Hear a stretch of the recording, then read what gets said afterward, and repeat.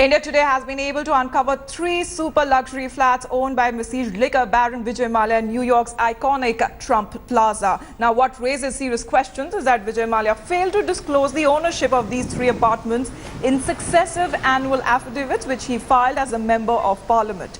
High-level sources in the Enforcement Directorate have confirmed to India today that it is scrutinizing these properties in New York which Vijay Mallya failed to disclose to parliament. New York's iconic Trump Plaza. This prime real estate location is owned by Republican presidential frontrunner Donald Trump. And among its famous residents is Vijay Mallya. India today has uncovered 3 super luxury flats owned by the besieged liquor baron at the Trump Plaza. Vijay Mallya has failed to disclose the ownership of these 3 apartments in successive annual affidavits which he filed as a member of parliament. India today went to Trump Plaza in Manhattan, where the security guard confirmed that Vijay Mallya did indeed own an apartment there. According to documents accessed by India Today from the New York City Department of Finance Office of the City Register, the first flat was bought by Mallya on the 3rd of March 2010. The address given in the New York City Public Records is 39D 167 East 61st Street. The ownership of this super luxury flat is in the name of Vijay Mallya as the natural guardian and his daughter Tanya Mallya, who was a minor at that time. At the time of purchase, the value of this apartment was 6.3 crore rupees. Mallya did not stop with buying one house. 2 months later, on the 19th of May 2010, Vijay Mallya bought another flat, this time a penthouse at the same address. Once again, Vijay Mallya is listed in the New York City records as the owner and natural guardian, and Tanya Mallya is shown as the co-owner. The address listed is PHE 167 East 61st Street. This penthouse was bought by Mallya for 15.9 crore rupees. Mallya bought his third and last apartment at the Trump Plaza on the 16th of September 2010. This apartment is solely in Vijay Mallya's name, and in the office of the City Register, the address is shown as 38 PHA 167 East 61st Street. The third apartment was bought for 7.9 crore rupees. The total value of all 3 apartments at the time of purchase was 30.1 crore rupees.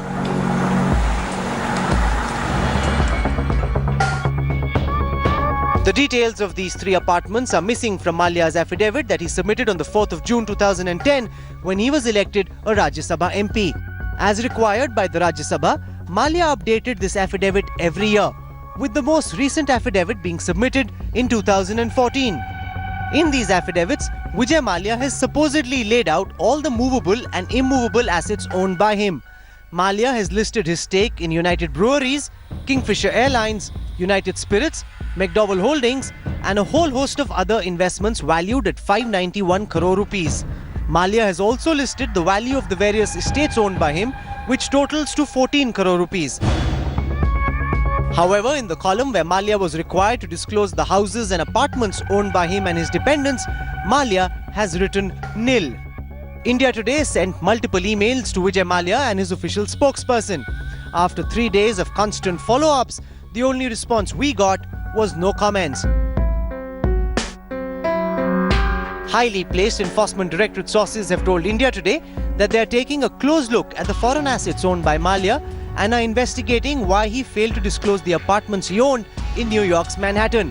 The ED has told the courts that its investigation shows that Mallya bought foreign assets by misusing loans taken from state-owned banks.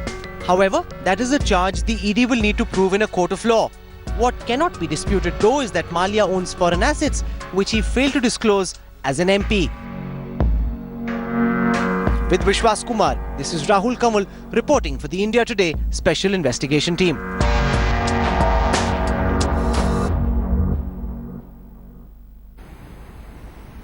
Now, the Ministry of External Affairs is set to act on a letter by the Enforcement Directorate seeking the following liquor baron's deputation. Now, the ED has detailed several grounds for the deputation, including the fact that a non-bailable warrant has been issued against Vijay Mallya. Now, the government has in the past made it clear that all steps will be taken to bring him back to the country, and they possibly have three options ahead. Firstly, with the ED reportedly writing to the government, the obvious option is to seek deputation of the liquor baron. Secondly, the government can also seek extradition of Mallya. In that case, the country where Mallya is currently residing will have to hand him over to the Indian authorities. And thirdly, while the government will have to approach the court to freeze his local assets, it has the option of approaching the UK government to stop Diageo's payment to Vijay Mallya.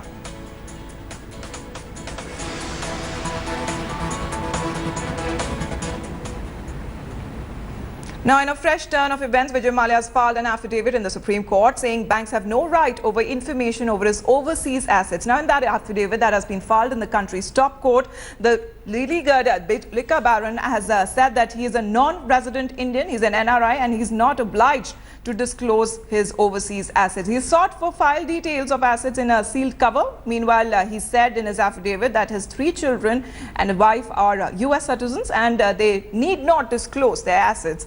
In that affidavit, Mallya said that Kingfisher Airlines was a business failure due to reasons beyond control, and banks cannot get details of foreign assets as they were not involved in overseas assets recast. However, Mallya has agreed to deposit rupees 1,590 crore in the Supreme Court as a token amount. Mallya owes over 9,000 crores worth loans to banks. News that is coming in the bulletin: Vijay Mallya has refused to divulge details of overseas assets to the consortium of banks that filed the case against him. Mallya has filed an affidavit. In a sense, did not reflect the true Indian cultural ethos, did not represent our plurality. But do you believe that Asauddin Owaisi, because he said